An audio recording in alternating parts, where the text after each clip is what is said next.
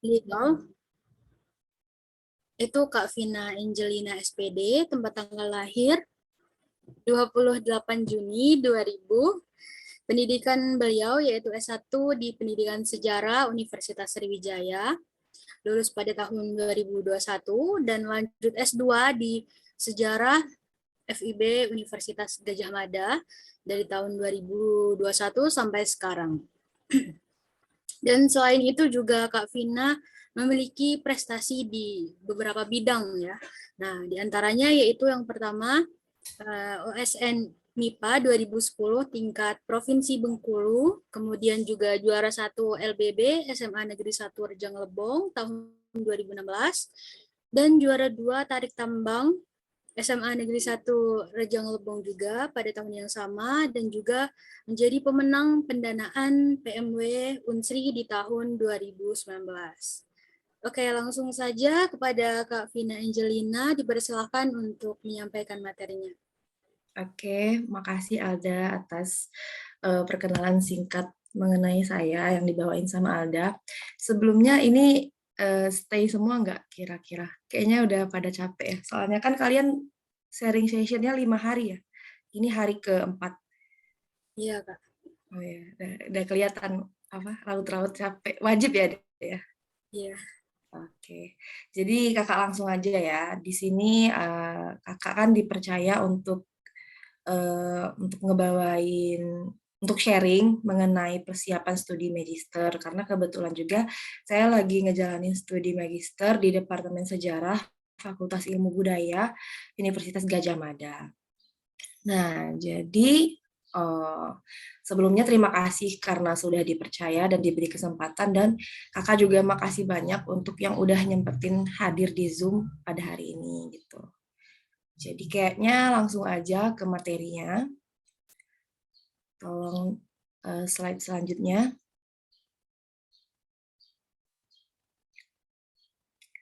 Jadi sebelum kita memiliki niat, bukan memiliki niat ya, sebelum kita mau memulai studi magister itu, yang pertama kalau dari saya, itu tuh yang penting kesiapan diri. Jadi kesiapan diri ini meliputi waktu luang, biaya, sama kepercayaan diri. Nah, waktu luang ini lebih ke apa ya?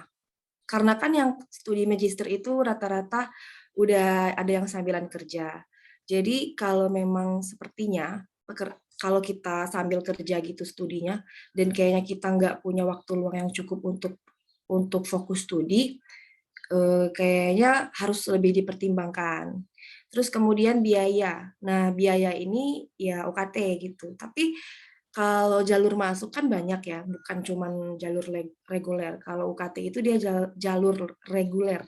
Nah, kalau di UGM itu sendiri ada jalur mitra, jalur kerjasama, jalur beasiswa, terus ada juga yang by research. Jadi kalau kalian punya pengalaman research, ya misalnya dipublish di mana, dipublish di mana, itu bisa dipakai untuk jadi penunjang kalian ketika mendaftar.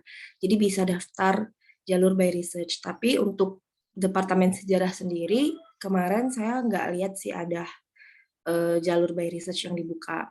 Ketiga kalau nggak salah. Itu ada jalur reguler, kerjasama, sama mitra. Kalau kerjasama itu kita tuh dapat beasiswa dari instansi yang bekerja sama. Mitra juga gitu sih. Dia tuh beda-beda tipis. Intinya mitra sama kerjasama itu dia jalur beasiswa. Kalau jalur reguler itu jalur pembiayaan mandiri. Oke, next slide. Nah, yang kedua itu persiapannya itu kita harus pilih kampus tujuan. Jadi kalau kita udah yakin kita udah punya waktu luang, punya biaya, dan yang step ketiga tadi, saatnya itu kita untuk pilih kampus tujuan. Kalau saya nyaranin untuk jangan pilih satu kampus tujuan, karena kan kita belum tahu bakal keterima atau enggak. Jadi pilih sekitar 2-3. Kalau saya kemarin itu apply-nya di Universitas Pajajaran sama Universitas Gadjah Mada, dan berencana juga untuk apply ke UI, tapi berhubung waktu pendaftaran Unpad sama UGM yang berdekatan, jadi 2 ini dulu gitu. Karena UI itu bukaannya mulai bulan Februari. Nah, untuk milih universitas ini, yang dipertimbangkan itu program studi tentunya. Karena kan kalau studi magister kan kita bisa lanjut, misalkan kayak kita S1 pendidikan sejarah nih, kita tuh bukan yang harus sejarah gitu lanjutnya, bisa yang program studi lain gitu. Contohnya kan ada kakak tingkat yang 2015 itu, namanya Kak Werdo, dia tuh lanjutnya ke, sama Mbak Rizka juga, dia tuh lanjutnya ke program studi sosiologi. Jadi nggak mesti sejarah gitu. Kemudian akreditasi juga menurut saya perlu dipertimbangkan, akreditasi program studi yang kita tuju. Jadi semakin baik akreditasi itu, kredibilitasnya juga semakin baik juga dong. Kemudian kelebihan dan kekurangan kalau kita pilih kampus di situ. Kelebihan dan kekurangan ini banyak sih, mulai dari budaya, biaya hidup, kemudian apa lagi ya? Mungkin bisa dilihat-lihat juga lingkungan kampusnya gimana, positif negatifnya, secara garis besar aja dan secara observasi singkat aja. Kemudian prospek dan relasi. Nah, kalau prospek ini lebih cenderung mengarah ke program studi mungkin ya. Jadi misalnya kalau saya kan di Departemen Sejarah, prospeknya kemana itu harus saya pikirin gitu. Kalau kemarin saya lebih mikirnya ke akademisi atau ke researcher. Kemudian relasi. Nah, relasi ini berhubungan sama reputasi kampus sebenarnya menurut saya ya. Sama ini juga tenaga pendidik yang tersedia juga. Jadi bisa dilihat lingkungan sosial di kampus tersebut gitu. Next selanjutnya, tolong. Nah, kalau udah siap, udah punya waktu luang, udah percaya diri, sudah punya jalur masuk yang pas, mau itu reguler atau beasiswa, terus kita juga udah tahu kampus yang tertuju, kemudian lanjut ke mempersiapkan dokumen persyaratan. Jadi dokumen persyaratan untuk studi magister ini sama sebenarnya, jatuhnya sama setiap univ. Saya nggak bisa bilang setiap univ juga ya, karena saya juga kemarin cuman apply ke 2 univ, dan itu tuh sama, TOEFL, TPA, sama proyeksi keinginan. Kalau TOEFL ini ya seperti yang kita tahu kan, tes kemampuan bahasa Inggris yang terdiri dari 3 sesi, listening, reading, and structure, written and structure, atau grammar ya. Terus TPA, nah TPA ini tes potensi akademik. Kalau kalian pernah waktu baru masuk Unsri, kalau waktu tahun saya, tahun 2017 itu, ada satu psikotes namanya. Jadi TPA ini mirip-mirip dengan psikotes, tapi dia lebih, apa ya, kalau saya bilangnya lebih mirip tes CPNS ya, yang tahap pertama itu. Intinya dia ini menguji pengetahuan umum kita. Nah, TOEFL sama TPA ini ada standar masing-masing dari setiap universitas. Kalau UGM itu TOEFL, untuk TOEFL dari ETS, TOEFL ITP itu minimal 450 skornya. Kalau TPA juga begitu, 450 yang dari Bappenas. Jadi Bappenas itu ada satu badan yang menyelenggarakan ujian TPA, dan dia tuh menyediakan TOEFL juga. Untuk sekarang di masa pandemi yang sebenarnya kita masih social distancing, walaupun nggak terlalu, berbagai penyedia tes ini tuh udah menyediakan tes daring, jadi udah bisa dari rumah, nggak mesti yang kita harus nyamperin ke lembaganya secara langsung. Kemudian proyeksi keinginan ini gambaran kita yang harus kita berikan ke apa ya istilahnya, ke yang menyeleksi kita di kampus tersebut gitu. Kenapa kita pengen masuk sana gitu. Mau jadi apa yang pertama, terus ketertarikan kita terhadap satu keilmuan itu apa. Misalnya kan kalau kakak kan sejarah ya, kalau saya sejarah ya. Kenapa saya pilih sejarah gitu. Terus kenapa saya mau di UGM gitu sih, proyeksi keinginannya gitu. Jadi seputar ini juga kalau di proyeksi keinginan tuh ada yang apa yang bakal kita berikan ke khalayak setelah lulus dari sana. Lebih ke implikasinya gitu. Oke, selanjutnya. Nah, kemudian proposal penelitian sementara. Ini tuh beda-beda ya. Kalau di UGM kemarin dia nggak minta untuk syarat pendaftaran, cuman kalau di Unpad dia minta. Nah, di Unpad ini kemarin itu ada sesi interview juga. Jadi, kita ngirim proposal, terus bukan ngirim ya, kalau saya kemarin tuh mempersiapkan gitu. Jadi disajikannya itu ketika wawancara. Kalau di UGM dia bukan syarat wajib ketika kita mendaftar, tapi ternyata ketika baru masuk, hari pertama masuk juga diminta untuk, bikin proposal.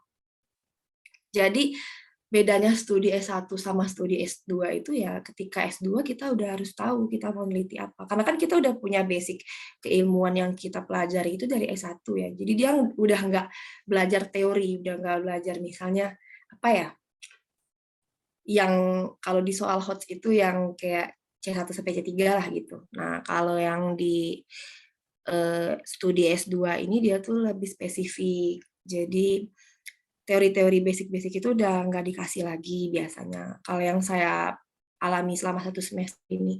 Jadi langsung waktu baru masuk langsung diminta proposal penelitian. Tujuannya apa? Kayak gini, biar kita tuh nggak memperpanjang masa studi kita. Jadi kan kalau studi magister itu idealnya 2 tahun, 2 sampai 3 tahun.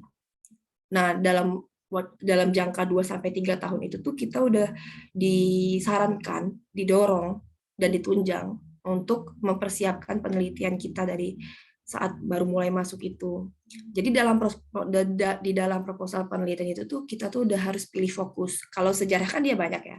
Ada sejarah ekonomi, ada sejarah budaya, sejarah seni, terus sejarah sosial. Nah, itu tuh kita harus pilih. Tapi bukan kayak skripsi murni yang saya mau sejarah ekonomi, misalnya perekonomian masyarakat X di tahun sekian gitu. Nah, kalau yang studi S2 ini lebih spesifik dia, ekonominya seperti apa gitu. Mau mengkaji tentang apa, misalnya tentang kapitalisme yang ada di wilayah X pada masa kolonial Belanda abad kesekian gitu. Seperti biasa sih, penelitian sejarah kan 3 ya cakupannya, spasial, temporal, dan tematikal, dan pastinya ada subjeknya juga. Ada pelaku sejarahnya gitu. Kemudian slide selanjutnya.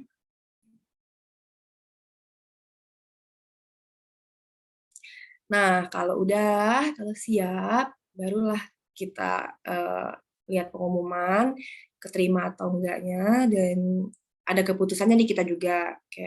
Sama kayak S1, kalau kita keterima kan belum tentu kita mau ambil ya gitu. Banyak pertimbangan lagi.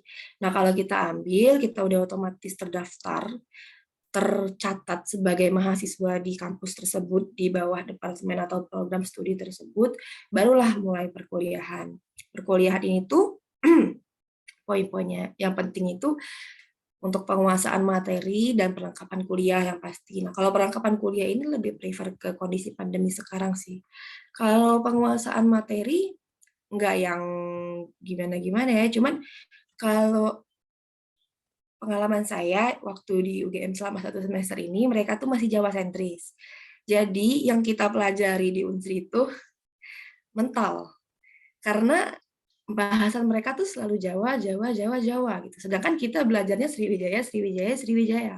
Jadi memang kayaknya setiap kampus itu kalau ada program studi sejarah mereka berusaha membawa daerah masing-masing. Kayak sejarah lokal itu ultimate-nya suatu program studi sejarah gitu.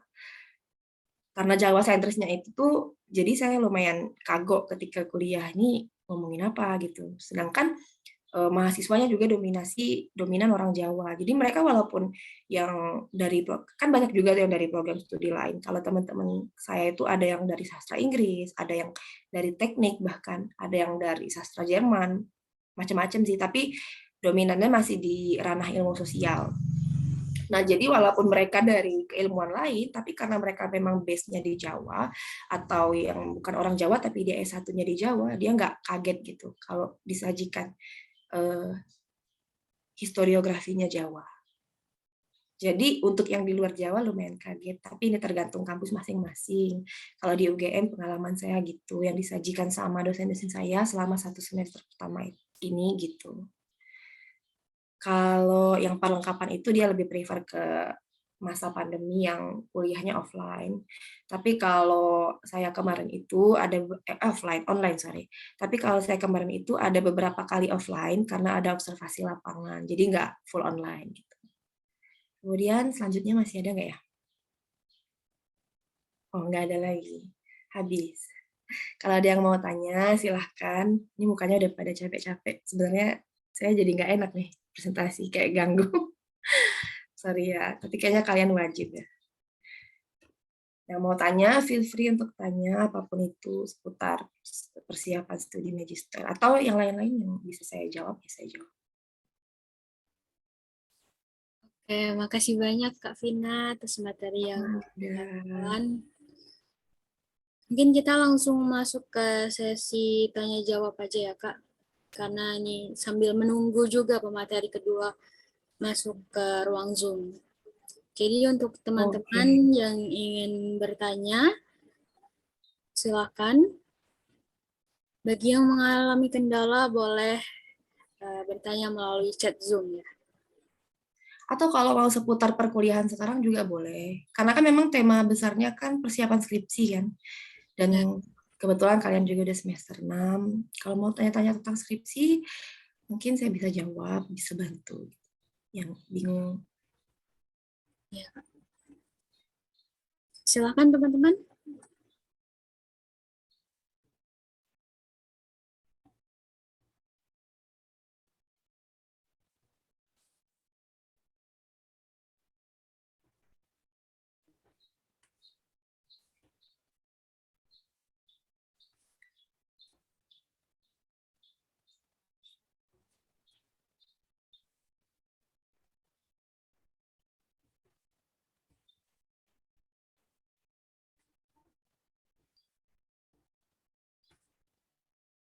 Kayaknya masih bingung ya Kak. Kalau pengalaman saya sih, ini lagi pada tidur gitu. Saya juga semester, semester 6 ada acara gini juga. Dominasinya tidur. Saya juga termasuk yang tidur sih sebenarnya. Beberapa kali. Karena capek. It's okay. Ya mungkin tanya-tanya dikit ya Kak. Jadi kalau Kak Vina itu sekarang kan di UGM. Nah, alasan Kak Vina sebelumnya milih lanjut S2 di UG itu apa aja Kak pertimbangannya? Kalau saya pribadi, Alda, mengenai pilihan saya ke UGM, sebenarnya tuh saya rada mentingin reputasi kampus. Karena nggak munafik dong. Kayaknya kalau kita lulusan X gitu, pastinya ketika kerja, saya rasa orang bakal lebih mempertimbangkan eksistensi kita deh gitu. Terus juga kemarin saya sebelum pilih UGM itu saya cek-cek jumlah profesornya, kayak latar belakang tenaga pendidiknya, research yang mereka lakukan itu seputar apa. Dan saya ngerasa relate sama topik-topik yang mereka sering angkat gitu. Ternyata saya tuh pernah dengar gitu kalau UGM ini sejarahnya lebih tradisional, yang lebih cenderung modern itu UI katanya kan. Tapi ternyata setelah saya kuliah di UGM itu modern sekali loh. Bahkan ada satu mata kuliah yang menurut saya apa ya, inovasi maybe ya. Nggak inovasi tuh sebenarnya dia tuh. Cuman dia tuh kalau yang di Indonesia ternyata baru ada di UGM. Kalau di luar udah banyak kajiannya, namanya itu History and Memory Making in Southeast Asia.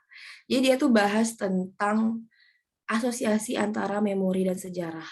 Dan itu tuh ketika saya kuliah itu menurut saya benar-benar mind blowing sih. Kayak yang unsur sekecil itu yang nggak pernah kita pikirkan ternyata punya impact yang sangat besar terhadap suatu historiografi. Nah dari situ saya ngerasa oh berarti benar dong pilihan saya milih UGM karena ya relate aja gitu sama. Soalnya saya juga rada kurang apa ya, kurang minat gitu sama materi yang terlalu terlalu apa ya, terlalu lama periodenya, terlalu lampau kayak kerajaan ya, kerajaan Hindu-Buddha sama Praaksara itu saya kurang gitu. Alhamdulillah selama 1 semester ini yang ini kita nggak ada bahas tentang itu sih, lebih ke di atas abad berapa ya? Di atas abad 15-an. Iya, malah lebih banyak dia tuh sejarah kontemporer.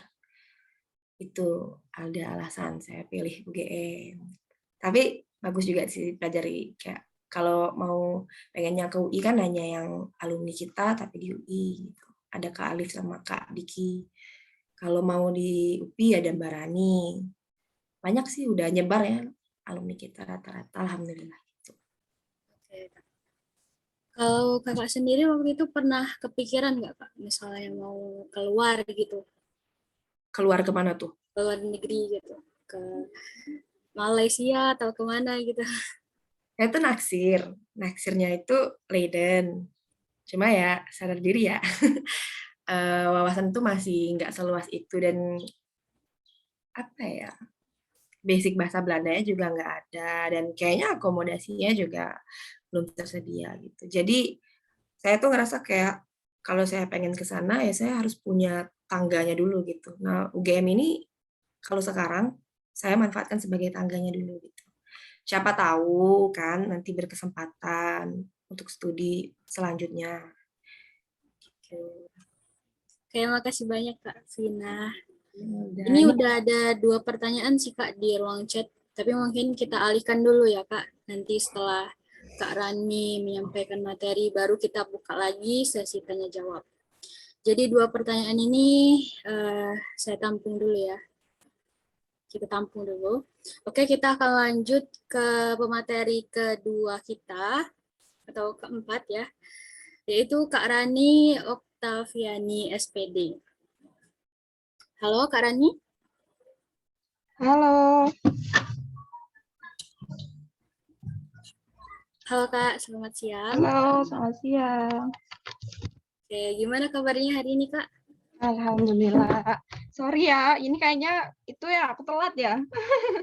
Iya Kak, nggak apa-apa. Oke, langsung saja ya sebelum Kak Rani menyampaikan materi. Seperti biasa saya akan membacakan profil singkat dari Kak Rani. Nama beliau yaitu Rani Oktaviani SPD. Pendidikan beliau yaitu S1 di Pendidikan Sejarah Universitas Sriwijaya dan lulus pada tahun 2020, kemudian lanjut S2 di Pendidikan Sejarah Universitas Pendidikan Indonesia dari tahun 2020 sampai sekarang. Dan kemudian beliau juga sudah ada pengalaman kerja dari tahun 2020 sampai sekarang, itu jadi personal blogger. Ini untuk yang mau lihat boleh dicari ya blognya rani.com. Nah, kemudian tahun 2021 bekerja di PT Ruang Raya Indonesia atau Ruang Guru. Oke, langsung saja dipersilakan kepada Kak Rani Oktaviani untuk menyampaikan materinya. Silakan Kak. Terima kasih sebelumnya. Halo teman-teman. Sebelumnya suaranya kedengaran dan jelas. Ya, Halo. jelas. Jelas ya. Oke. Teman-teman di sini mungkin aku minta ya kalau misalnya nggak ada kendala gitu, mungkin bisa open cam gitu biar kita sama-sama enak gitu ngomongnya, nggak ngomong sama apa layar hitam doang gitu. Ngomong-ngomong ini saya belum bisa share screen, belum diizinkan untuk share screen.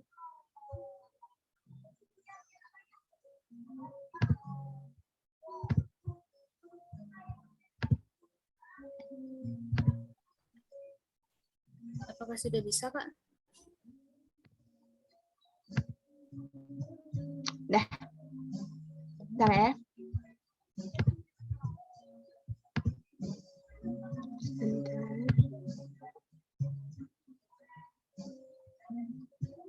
Ini suaranya berisik nggak? Suara dari luar masuk nggak gitu?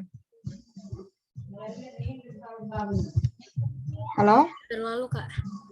Nggak terlalu, tapi ada kan? Iya, ada.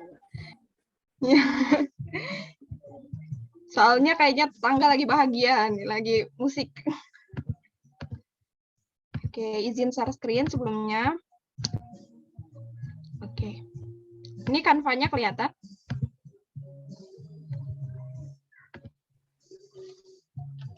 Belum. Belum. Udah kelihatan. Oke, tunggu sebentar. Oke. Ini kelihatan? Iya, Kak. Oke, terima kasih sebelumnya atas kesempatannya kepada panitia dan juga Bapak Ibu dosen. Assalamualaikum warahmatullahi wabarakatuh. Pertama, perkenalkan kembali, nama saya Rani Oktaviani, asal saya dari Lahat, Sumatera Selatan, lahir tahun 1998. Dan untuk pendidikan, saya S1 benar di Unsri, seperti teman-teman, kemudian saat ini sedang menjalani semester akhir, sama seperti teman-teman di Universitas Pendidikan Indonesia, jurusan Pendidikan Sejarah. Nah, kali ini mungkin saya akan menyampaikan bukan materi ya, berbagi kiat lulus tepat waktu. Mungkin agak klise sih, teman-teman mungkin bisa langsung lihat gitu, search di Google, langsung lihat gimana sih cara tepat lulus waktu. Mungkin hal ini tuh klise, tapi percayalah ini tuh sebenarnya sangat penting buat kita, karena nggak semua hal yang bisa kita baca di internet itu dapat kita resapi gitu ketika kita tidak mendengar langsung dari orang yang mengalami gitu. Perlu saya garis merahi di sini kiat lulus tepat waktu. Nanti kita akan analisis bersama gimana sih caranya yang lulus tepat waktu itu, apakah harus selalu cepat, paling depan, ataukah boleh santai-santai atau gimana. Nah, kapan sih waktu yang tepat untuk lulus kuliah? Dan hal ini kita bahas konteksnya adalah karena teman-teman S1, yaitu S1 khususnya di prodi kita Pendidikan Sejarah Unsri.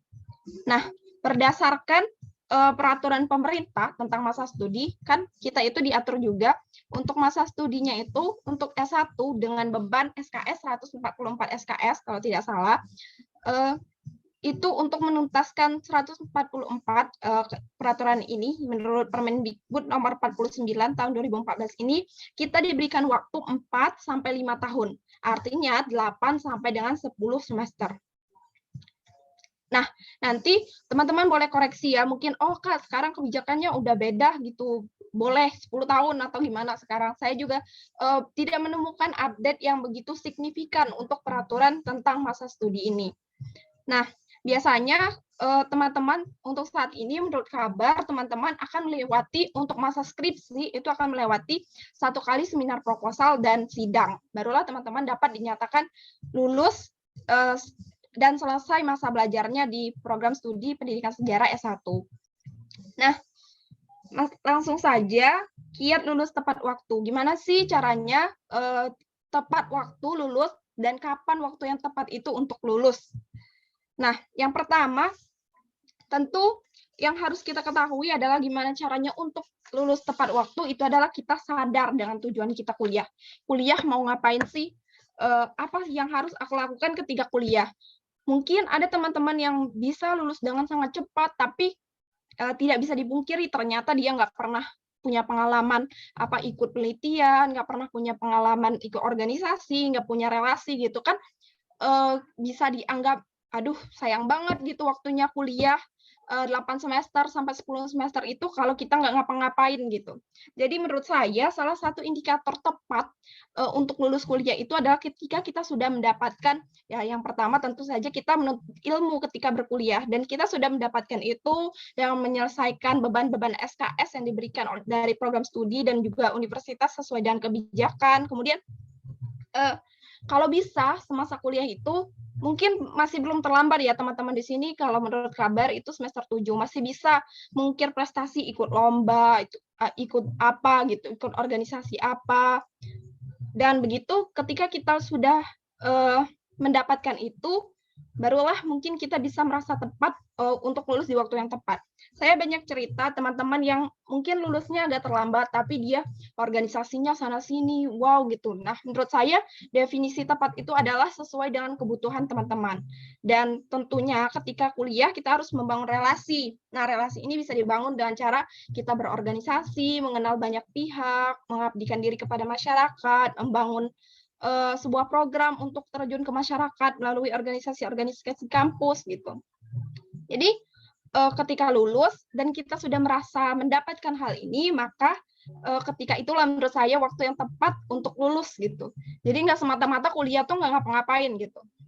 Nah, ketika kita sudah sadar tujuan kita kuliah mau ngapain, bukan cuman ngekos, kemudian bebas dari orang tua dan lain segala macamnya, barulah ketika kita sadar dan tujuan itu, kita akan punya target untuk kapan lulus.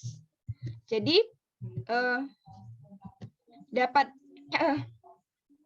dilanjutkan poin selanjutnya, untuk dapat lulus tepat waktu, tentu kita harus menemukan definisi tepat masing-masing.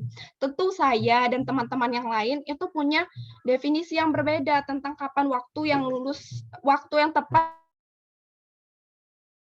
untuk lulus seperti itu.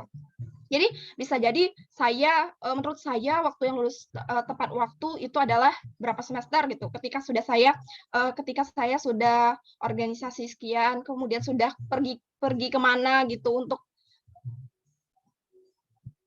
melakukan kegiatan apa seperti itu. Jadi di sini mulai dari sekarang kan semester 7 kalau tidak salah. Jadi teman-teman harus menemukan kira-kira aku mau lulus kapan, harus mulai ditargetkan.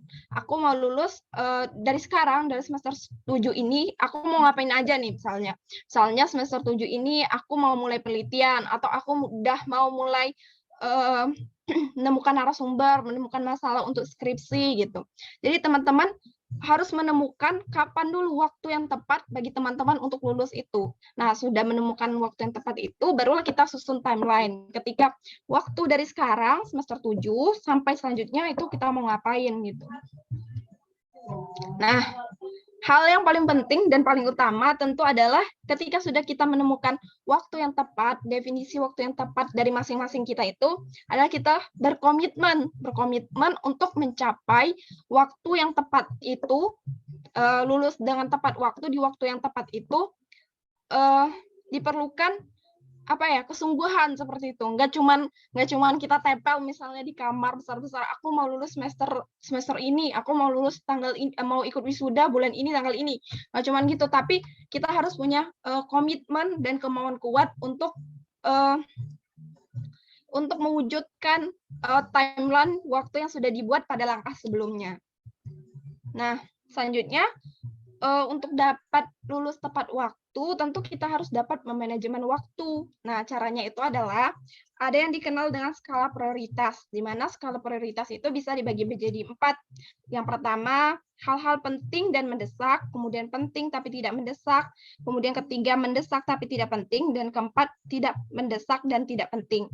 Jadi ketika kita sudah punya timeline, sudah punya target, sudah tahu kapan waktu yang tepat untuk lulus, nah teman-teman dari situ mulai untuk memilah aktivitas-aktivitas yang mungkin tidak diperlukan lagi, misalnya nongkrong tiap hari apa gitu, di mana gitu. Lebih baik gunakan waktunya untuk hal-hal yang lebih di kuadran prioritas yang lebih kira-kira dapat menunjang kelulusan kita di waktu yang tepat itu. Nah, langkah selanjutnya yang nggak kalah penting adalah untuk dapat lulus tepat waktu, kita harus membangun support system. Kenapa menurut saya support system itu dibangun? Karena kadang-kala kita itu merasa perlu support system, tapi kita nggak membangun. Misalnya ketika kita membutuhkan bantuan dari teman gitu.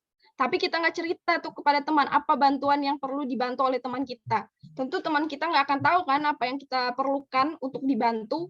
Jadi oleh karena itulah menurut saya support system itu dibangun. Yang pertama, tentu dengan orang tua.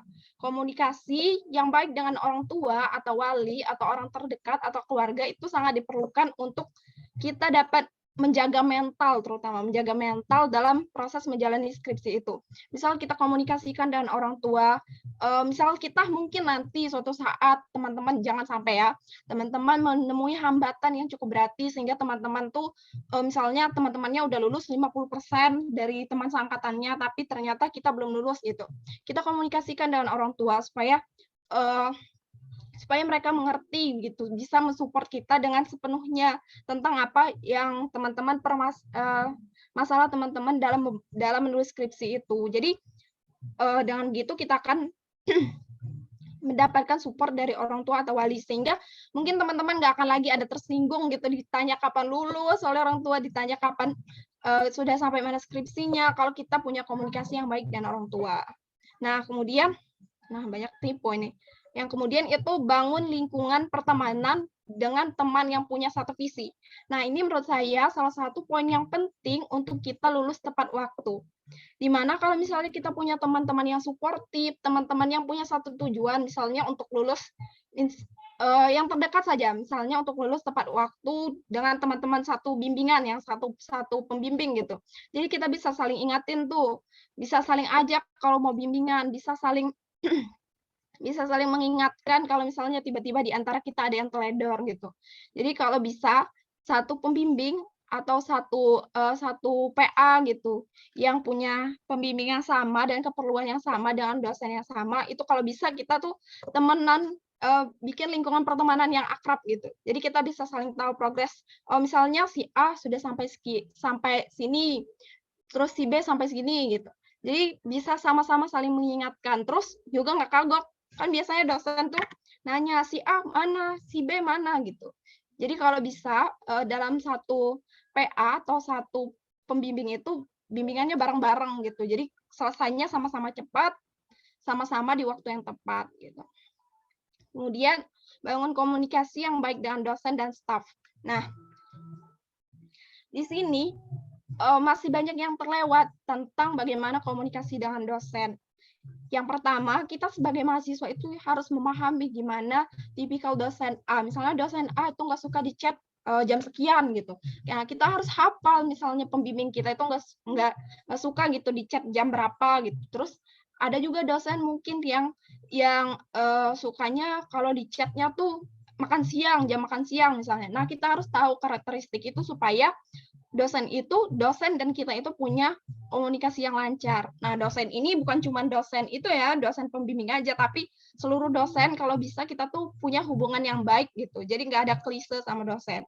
Nah, tentu yang harus diperhatikan lagi, mungkin teman-teman udah hafal ya, kalau misalnya kita chat dosen itu gimana caranya, salam dulu, perkenalkan diri dulu, karena nggak sedikit dan bukannya nggak ada gitu yang tersandung gara-gara salah chat gitu, salah bahasa ketika chat. Nah, tipsnya lagi kalau teman-teman mau chat atau hubungi dosen itu kalau bisa nggak cuma satu teman atau orang terdekat kalian yang baca. Jadi sebelum dikirim ke dosen, kirim dulu ke teman.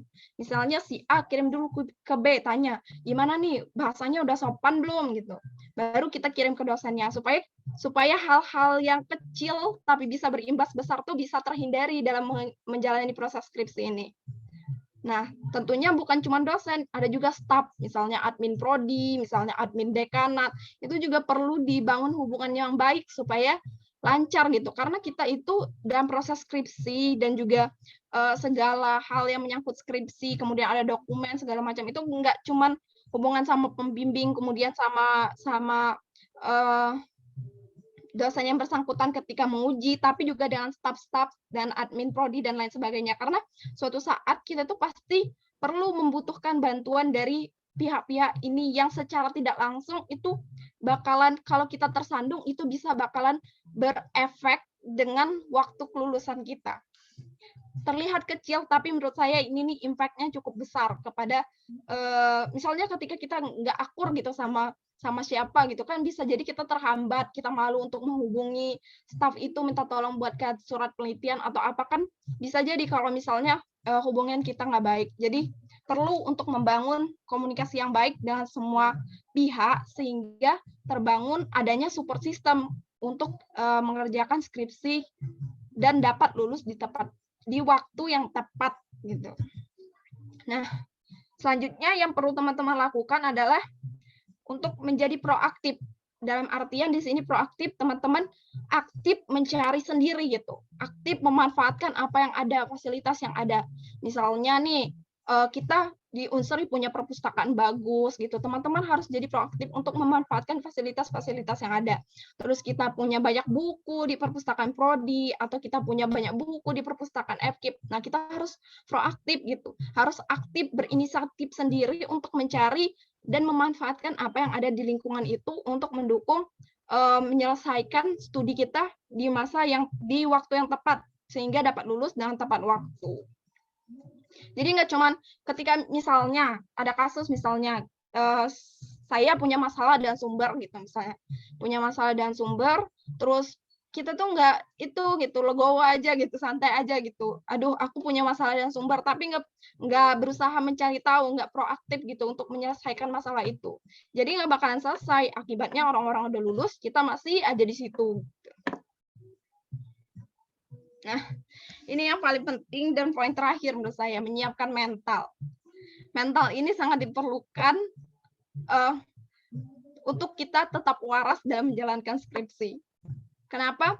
Karena bisa jadi suatu saat ada di antara teman-teman, tapi semoga saja tidak, itu terlambat lulusnya gitu. Misalnya udah berapa, misalnya seangkatan ini ada 35, ada satu kelas misalnya ada 35, 30 di antaranya udah lulus misalnya, tinggal A, B, C, D, E gitu yang belum lulus. Jadi kita harus siap mental gitu, siap mental untuk tetap berjalan dan berkomitmen untuk menyelesaikan proses skripsi itu. Jadi kita nggak berhenti di tengah jalan gitu. Mental ini sangat perlu. Misalnya selain itu juga mungkin kita punya masalah dengan data, misalnya salah ambil data gitu. Diharapkan dengan mental yang siap, dengan mental yang disertai komitmen yang kuat untuk menyelesaikan skripsi ini di waktu yang tepat. Jadi kita tuh nggak berhenti gitu di tengah jalan. Atau ketika kita punya permasalahan dengan dosen, misalnya semoga tidak terjadi, ketika kita punya permasalahan dengan dosen gitu, terus kita down gitu, terus tiba-tiba kita memutuskan untuk keluar, nggak menyelesaikan skripsi karena ada masalah apa gitu. Jadi di sini mental sih, menurut saya yang paling utama, poin yang paling utama dalam menyelesaikan skripsi dan untuk lulus di tepat waktu itu adalah mental yang kuat. Jadi di sini menurut saya tepat itu mungkin tidak selalu cepat. Jadi buat teman-teman mungkin suatu saat nanti ke depannya ada yang mengalami kesulitan dan lain sebagainya, mungkin waktu yang tepat untuk teman-teman yang lulus itu belum ketika teman-teman yang lain lulus. Tapi dengan mental yang sudah disiapkan, kita dapat mengejar gitu, diharapkan dapat mengejar untuk lulus di waktu yang tepat itu. Jadi teman-teman, mungkin dalam perjalanan teman-teman skripsi ini, mungkin ada yang mampu, ibaratkan sebuah perjalanan, mungkin ada yang mampu naik kendaraan mewah dan cepat sampainya, dan cepat lulusnya, kemudian ada juga mungkin yang hanya berlari, dan bahkan ada yang mungkin terseok-seok. Tapi yang penting, percayalah teman-teman, dengan mental yang kuat tadi, teman-teman harus tetap bergerak dan berjalan, sampai akhirnya sampai dan lulus di waktu yang tepat tadi. Jadi, semoga teman-teman sepakat, tepat itu mungkin tidak selalu cepat, tapi yang baik adalah tepat dan cepat. Mungkin sekian yang dapat saya sampaikan. Yang saya ulangi lagi mungkin hal-hal yang klise, tapi semoga dalam perjalanan skripsi teman-teman ini bisa menemukan waktu yang tepat masing-masing gitu.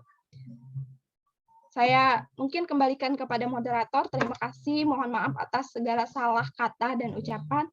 Saya akhiri, wassalamualaikum warahmatullahi wabarakatuh. Waalaikumsalam warahmatullahi wabarakatuh. Terima kasih banyak Kak Rani atas materi yang telah disampaikan. Sangat luar biasa sekali ya. Oke, kita akan lanjut ya. Langsung lanjut ke sesi tanya jawab.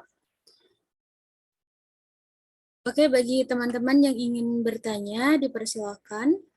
Tapi sebelumnya, ini yang tadi ada pertanyaan di ruang chat Zoom ya. Ini untuk Kak Vina tadi. Yang pertama dari Saudari Putri Mardiana, izin bertanya terkait dengan perbedaan materi sejarah lokal yang di Jawa dengan Sumatera. Jadi berdasarkan pengalaman kakak, apa saja yang harus dipersiapkan oleh kami agar lebih siap kuliah di luar Sumatera? Terima kasih, Kak. Ya, mungkin boleh dijawab dulu, Kak Vina, untuk pertanyaan pertama. Oke, jadi saya jawab pertanyaan Putri Mardiana mengenai perbedaan sejarah lokal di Jawa sama Sumatera, terus persiapan untuk kuliah di luar Sumatera. Nah, kalau S1 kan kita memang ada yang khususnya di program studi kita, pendidikan sejarah itu memang ada mata kuliah sejarah lokal. Sejarah lokalnya itu Kalau saya nggak salah ada 2, kalau saya kemarin itu sejarah lokal sama sejarah lokal dalam pembelajaran sejarah nasional. Nah, yang jelas kalau namanya aja udah lokal, pasti dia mengangkat daerah tersebut ya. Kalau kita kan Universitas Sriwijaya, jadi dia tuh seputar Palembang. Nah, sedangkan kalau yang di Jawa ya dia ngangkatnya tentang Jawa, tapi dia nggak secara eksplisit ngomong sejarah lokal gitu. Jadi sejarah lokalnya itu terkandung di dalam setiap materi, di dalam setiap mata kuliahnya gitu. Kalau di Jawa itu sih kalau yang saya pelajari 1 semester ini tuh tentang kayak misalnya kapitalisme di Jawa, kemudian Tionghoa di Jawa, lebih ke seperti itu sih. Kemudian untuk yang kita harus persiapkan agar lebih siap kuliah di luar Sumatera tuh apa? Apa ya, kayaknya nggak ada yang perlu dipersiapkan secara spesifik. Cuma yang pasti satu, culture. Karena kan kita di Sumatera tuh ya pasti kita pakai bahasa kita kan. Ngomong cak gitu gitu. Nah, ngomong pakai bahasa wong gitu gitu. Nah, kalau di Jawa kan mereka pakai bahasa Indonesia. Terus lebih ini sih kalau saya kemarin tuh lebih ke nada bicara. Jadi kalau mereka tuh ngomongnya sangat sangat sangat pelan gitu.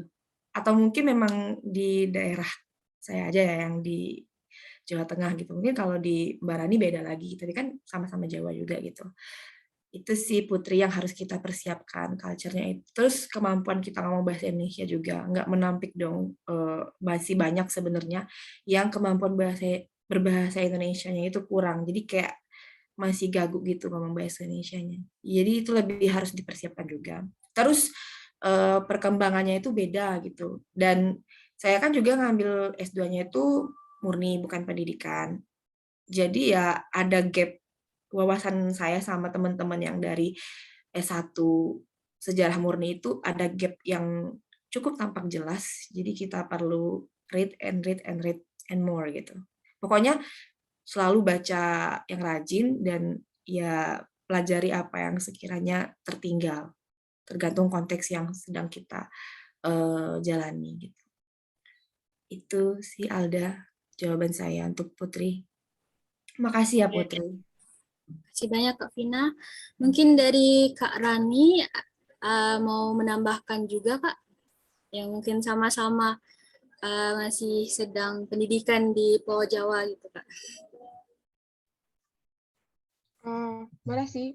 Mungkin benar sih kata Kapina gitu. Kalau misalnya kita itu yang paling pertama perlu dipersiapkan itu adalah gimana kesiapan kita untuk mengimbangi gap pengetahuan antara kita dan teman-teman yang ada di luar sana. Mungkin kita khususnya di pendidikan sejarah Unsri gitu, kadang-kadang digembleng gitu, udah disuruh baca artikel berapa gitu, atau skripsinya disuruh minimal sumber berapa gitu. Ternyata itu tuh teman-teman masih kurang gitu, masih segi masih seujung kelingkingnya mungkin dari teman-teman yang lain yang ada di teman-teman kita kuliah yang lainnya gitu. Terus mungkin saya yang lainnya mungkin ini sih, karena kebanyakan kalau saya pribadi di jurusan saya itu mungkin di jurusan Vina juga itu udah banyak ibu-ibu, bapak-bapak yang sudah berpengalaman mengambil kuliah kembali gitu. Nah, jadi mereka itu secara praktikal sudah punya pengalaman yang lebih dan sudah menerapkan teori-teori itu. Jadi dengan cara mengimbanginya adalah kita dengan mempersiapkan pengetahuan yang lebih banyak lagi. Nah, teman-teman mungkin di sini yang berniat mau melanjutkan kuliah ataupun tidak berniat, sebaiknya itu mulai membiasakan diri untuk seperti kata Vina tadi, membaca lebih banyak gitu. Karena percayalah teman-teman, kita di sini tuh nggak ada apa-apanya gitu dibanding teman-teman yang lain yang mungkin kita akan temui di luar sana nanti. Baik itu apalagi kalau misalnya ada yang minat mau keluar negeri gitu. Masih bisa kayaknya untuk menyiapkan diri mulai dari sekarang semester 7 ini gitu. Mungkin gitu. Terima kasih. Terima kasih banyak Kak Rani. Bagaimana Saudari Putri, apakah sudah jelas? Baik, terima kasih atas jawabannya Kak Vina dan Kak Rani. Dan mohon maaf ya Kak, tidak ingin hidupkan kamera karena agak bermasalah kameranya hitam Kak. Sama-sama Putri.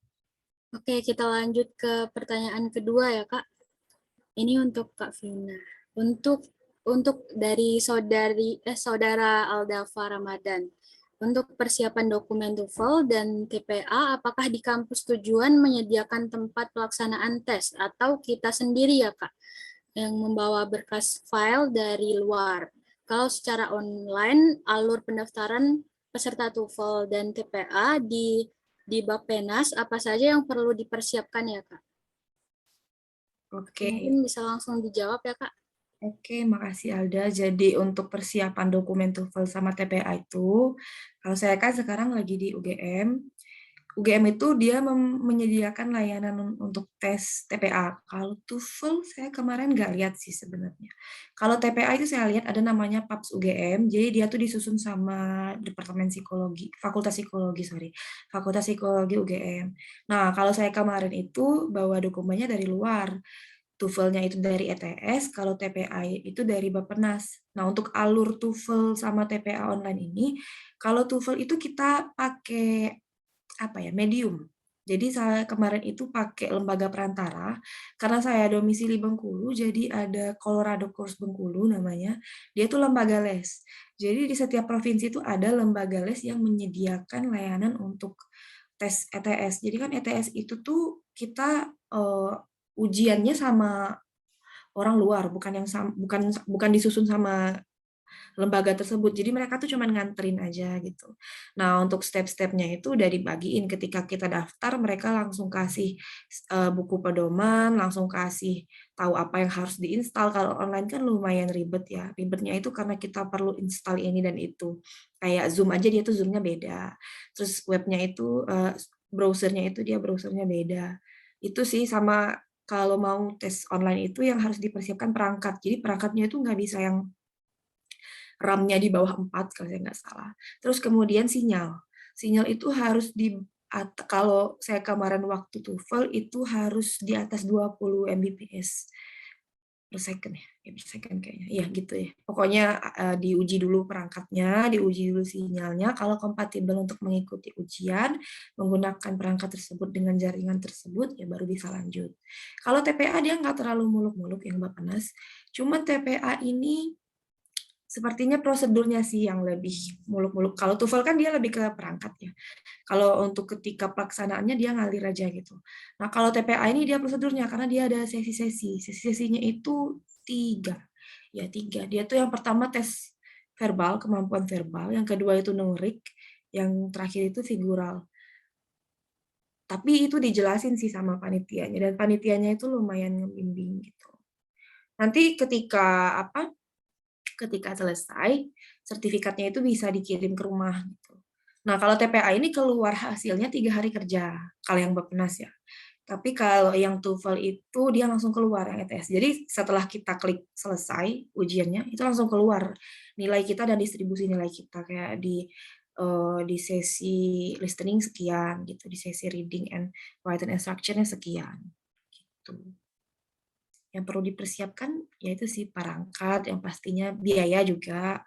Kalau TOEFL Bappenas. Kalau TOEFL ETS itu lewat lembaga penyedia itu sekitar 600 sampai 650 itu tuh udah ke rumah sertifikatnya. TPA juga sama, kisarannya segitu. Itu Dava. Terima kasih pertanyaannya ya. Oke, makasih Kak Vina atas penjelasannya. Bagaimana Saudara Dava, apakah sudah jelas? Atau ada yang mau ditanyakan lagi? Ya, sudah jelas Kak ya. Oke, sekarang tinggal satu pertanyaan lagi. Dipersilakan kepada teman-teman yang ingin bertanya. Masih ada satu kesempatan lagi.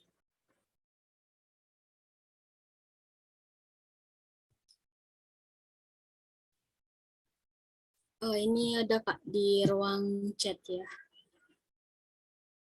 Dari Saudara Muhammad Renaldi.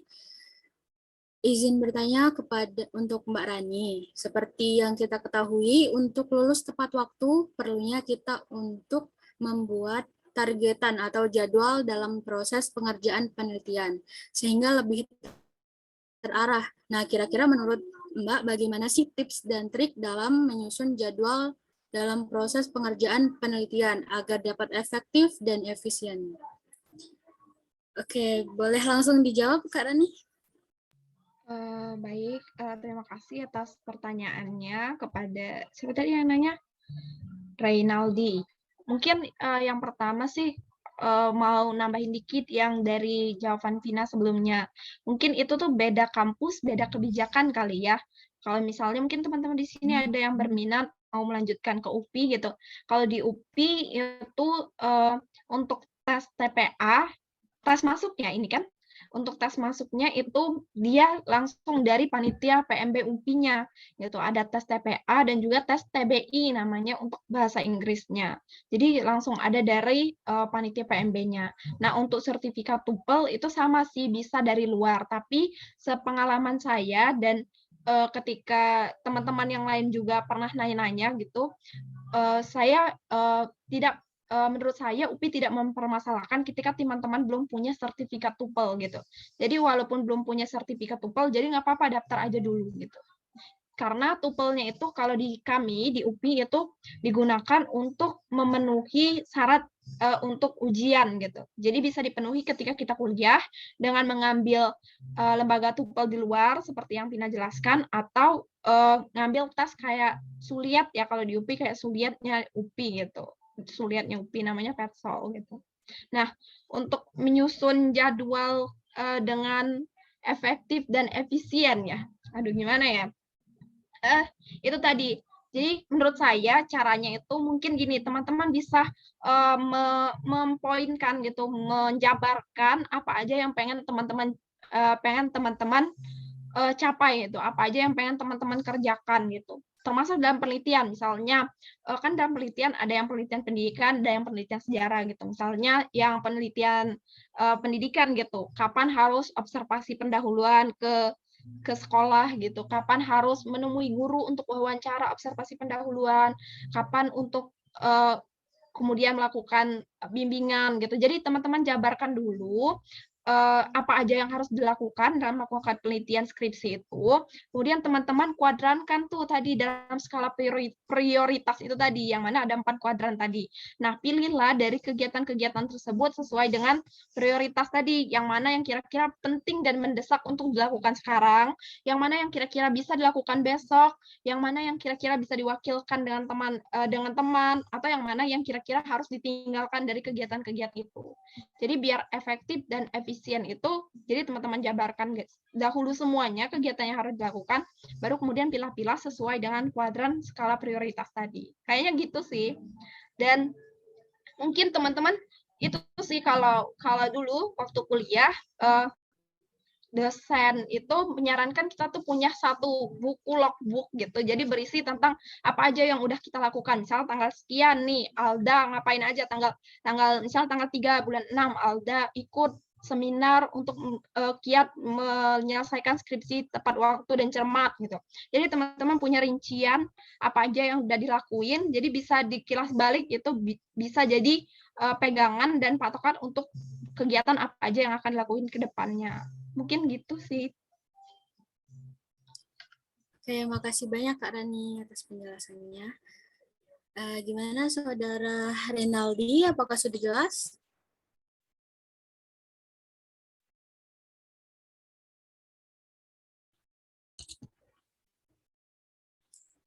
Oke, mungkin boleh ditambahkan juga dari Kak Vina ya Kak.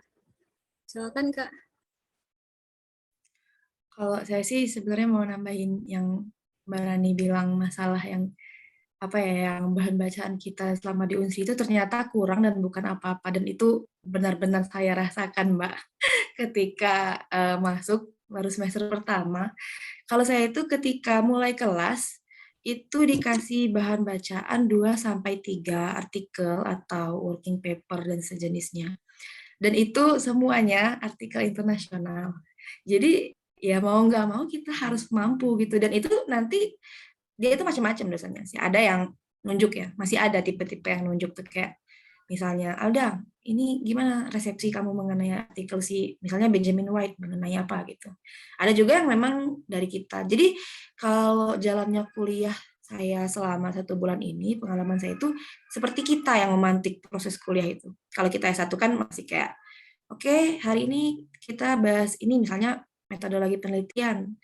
Bapak jelasin dulu ya tentang penelitian historis, step-stepnya mulai dari heuris, bla bla bla bla gitu. Nah kalau udah S2 tuh enggak, jadi memang kita yang mantik gitu. Jadi dari bahan bacaan tersebut kita buat diskusi. Dan kagetnya saya ketika masuk kelas itu adalah setiap orang itu menanggapi dengan wawasan yang sangat luas. Jadi dia tuh bukan kayak cuman asumsi dan opini pribadi aja, tapi mereka emang bawa base opini mereka tuh. Jadi kayak emang ada penguat omongan mereka gitu. Dan hebatnya tuh dia tuh bukan yang kayak sekedar di buku ini enggak, tapi disertasi si Profesor X gitu loh, karyanya si siapa gitu. Jadi kayak ya bener kata Mbak Rani, yang kita baca selama ini bukan apa-apa. Makanya saya sempat bilang yang kita pelajari di Unsri ini ternyata mental semua gitu. Kalau saya sih yang baru kepake ya semester 1 ini, cuma ada dikit aja bahasan Sriwijaya, sedikit saja tentang Cheng Ho di Sriwijaya gitu. Selain itu nggak ada gitu.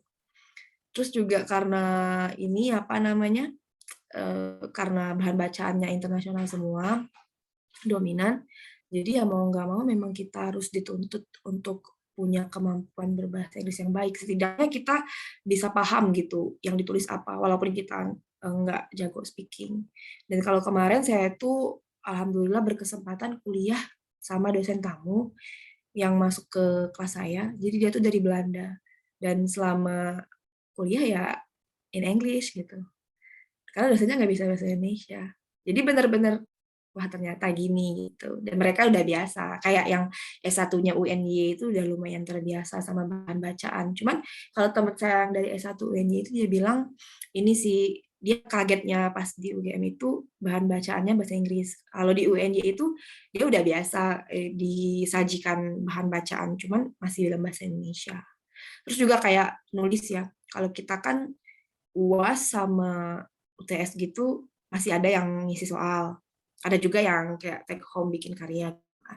Nah, kalau saya kemarin itu memang yang benar-benar bikin paper atau penelitian. Dan saya tuh masih pakai citasi ini loh Mbak Rani, masih pakai citasi catatan perut body note. Itu diketawain sama yang dari UNY. Kamu masih pakai body note gitu. Karena mereka yang di Jawa itu rata-rata udah pakai footnote. Footnote kan lumayan ribet ya sebenarnya. Bukan karena kita nggak bisa, cuman ribet aja gitu. Kalau body note kan tinggal klik-klik mendelay, selesai gitu. Itu sih gapnya. Terus yang apa ya, yang masalah efisien, efektif jadwal itu pengerjaan penelitiannya.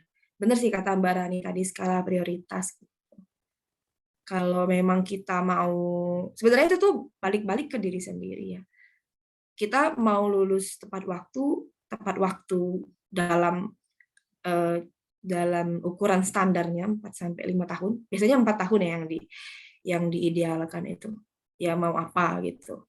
Terus kita juga misalnya kalau mau lulus nanti ya mau apa. Soalnya bukan nggak ada yang lulus cepet tapi dia tiba-tiba ngangengong gitu ya istilahnya. Kayak dia lulus cepet gitu, lulusan tercepat. Ya tapi dia bingung juga mau ngapain, kerja nggak, lanjut juga nggak. Akhirnya pengalaman juga minim kayak Mbak Rani bilang tadi kan. Ada beberapa temen yang memang dia lulusnya lama tapi pengalaman organisasinya wah banget gitu. Jadi ya nggak bisa dipandang sebelah mata dan digeneralisir juga kayak yang lulus cepat pasti oke orangnya. Yang lulus lambat pasti ini nggak oke orangnya. Ya bisa juga gitu. Soalnya bukan sedikit orang yang lulus cepat ya, tapi nggak tahu mau ngapain gitu.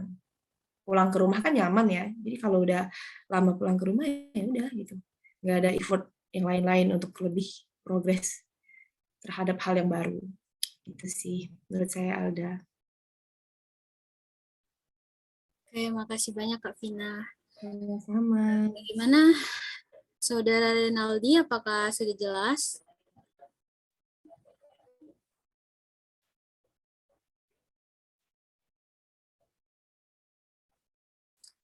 Ya, sepertinya sudah jelas ya, Kak. Oke, ini ada satu tambahan pertanyaan ya, Kak, dari saya sendiri. untuk Kak Vina dan juga Kak Rani. Jadi pada waktu kakak menyusun skripsi, waktu itu apa saja hambatan yang pernah kakak rasakan gitu Kak? Dan pada waktu itu gimana cara kakak untuk mengatasi hambatan tersebut? Dan mungkin bisa dimulai dari Kak Rani terlebih dahulu ya Kak. Aduh, apa ya?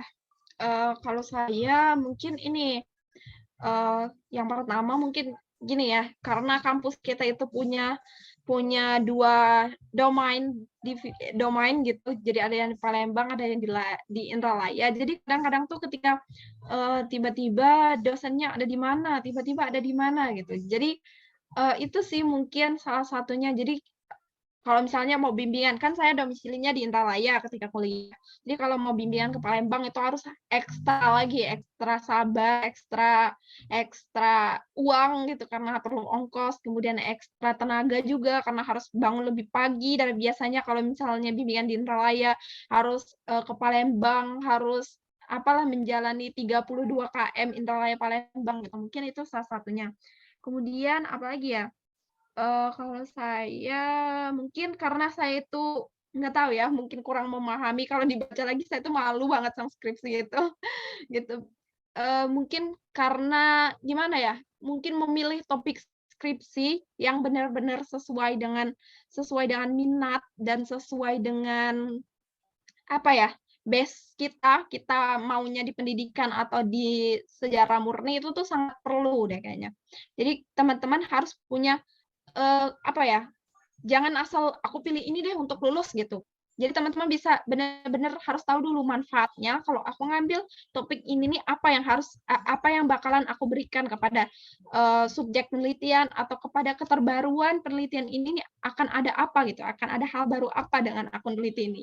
Jadi ketika kita menjalaninya itu nggak cuman pengen lulus gitu, jadi benar-benar ada dari hati gitu. Nah, kalau saya kemarin mungkin ini ya, mungkin menjalani atau mengambil topik penelitian itu asal pengen lulus gitu, pengen lulus dan, langsung menuju jenjang berikutnya gitu. Jadi, mumpung belum terlambat, teman-teman pikirkanlah benar-benar mau ambil apa penelitiannya, supaya enggak kita tuh menjalaninya tuh dengan sepenuh hati gitu. Bukan berarti saya kemarin, setengah hati sih, tapi itu mungkin hambatannya. Ketika kita melakukan sesuatu yang enggak terlalu kita dalami atau enggak terlalu kita sebenarnya mungkin waktu itu bisa kalau saya menggali lebih dalam gitu. Jadi kalau bisa teman-teman itu memikirkan subjek penelitian atau mau apa penelitiannya itu benar-benar gitu. Jangan asal comot, lihat judul kakak tingkat nih, judulnya ini bagus, kayaknya aku ubah tempat penelitiannya, aku ubah sekolahnya aja deh kayaknya bisa nih gitu. Kalau bisa teman-teman harus paham gitu. Itu sih mungkin saya di keterbatasan pemahaman mengenai penelitian itu mungkin. Mungkin itu Alda kalau dari saya. Oke, makasih banyak Kak Rani. Oke, silakan Kak Vina. Oke, mengenai ini ya hambatan selama skripsian ya.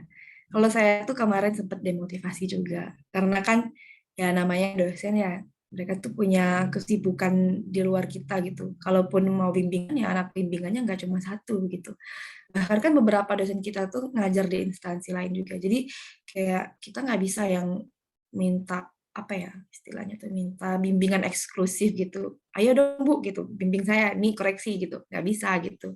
Jadi memang demotivasinya tuh ya apa ya kayak kebingungan juga ngubungin dosennya, di satu sisi takut ganggu, tapi kalau dibahas lama juga saya uring-uringan gitu. Tapi alhamdulillah kemarin itu nggak yang dibahas lama-lama amat tuh nggak, dan dosen-dosen pembimbing saya juga suportif, Bu Farida sama Bu Sani. Dan saya tuh ada hambatan juga gini, karena saya tuh ada fokus hal lain ketika nyusun skripsi. Saya kan jualan ya. Nah itu ganggu tuh kalau di saya ya. Jadi yang harusnya saya ngetik, tapi saya kehebohan sendiri jualan kayak, oh jualan kan ngasilin duit ya gitu. Kalau skripsi kan saya pusing gitu. Itu sih hambatan saya. Sama apa ya? Sama ini sih, kalau saya tuh menganalogikan skripsi itu kayak foto selfie. Kenapa? Semakin kita lihat, semakin ketahuan jeleknya, ya nggak? Foto selfie kan gitu ya.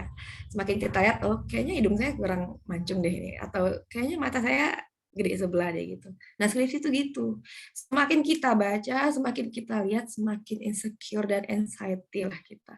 Kayaknya ini salah deh, kayaknya ini salah deh. Ini typo-nya terlalu banyak, ini nggak nyambung gitu.